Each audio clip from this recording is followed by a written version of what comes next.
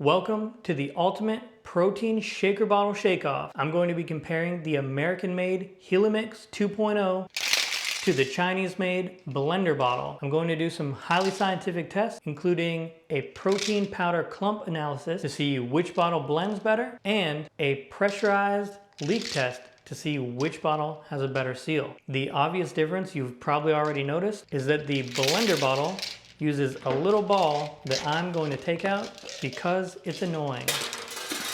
The Helimix, on the other hand, is designed with these angled walls, which are supposed to reverse the rotation of the liquid as you're shaking it up and down. There are a couple benefits to not having the blender ball, including it's one less thing to wash, it's one less thing to lose, and I'm a little concerned about having a metal ball shaking around inside a plastic cup. It seems like there's some potential to be creating a microplastic smoothie, which is my least favorite flavor of smoothie. So the first point for simplicity goes to the Helimix. I have the small 20-ounce version of each bottle, but they come in a variety of sizes and colors.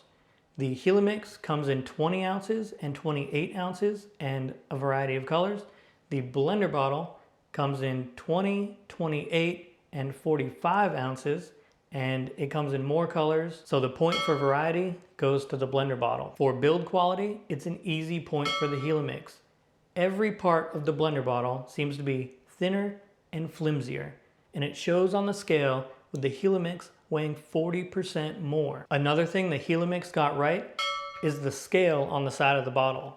There are graduations for 4, 8, and 12 ounces, which correspond to half a cup, 1 cup, and 1.5 cups, and also 1, 2, 3, and 400 milliliters. The BlenderBottle has the same milliliter increments, but for some reason they decided to go with 6, 10, and 14 ounces. Even if you wanted to use these strange increments, they didn't include graduation marks like every other measuring device in existence.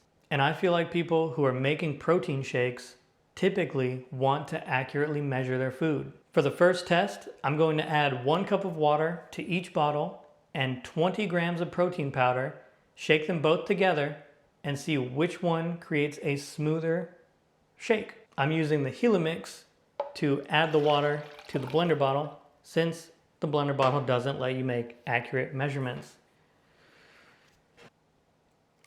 I think that's as close as I'm gonna get it.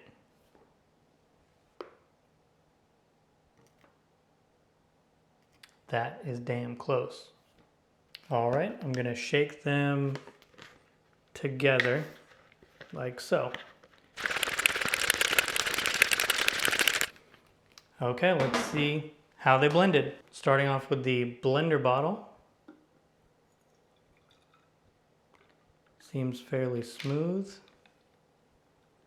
I don't see any major clumps. The camera can pick that up.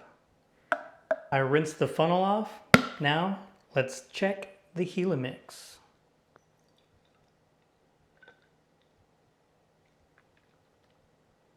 Doesn't look like there's any clumps in the bottle. Well, there are some on the filter. Not gonna fake any results here. Let's do a taste test, see if there's any difference. This is the shake from the American-made Helimix. That is good stuff. Now let's try the shake from the Chinese-made BlenderBottle. So the BlenderBottle gets a point for blending a little bit better. So what?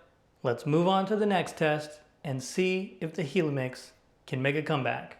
For the leak test, I'm going to be adding a little bit of baking soda and a little bit of vinegar. I've got 5 ounces of vinegar in each bottle with 3 grams of baking soda floating on top.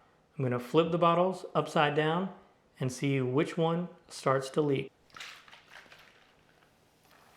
Okay, clearly, one of them is doing a lot worse. Okay, the Helimix has started. Oh yes, it is. Oh, that's a point for the Helimix. Yes, the Helimix is going to cost about twice as much as the BlenderBottle, but in my opinion, I think it's worth it. You're getting a much higher quality product and you're supporting American manufacturing. If you want to see more videos about American made products, hit subscribe. Otherwise, go check out my website, stillmadehere.com.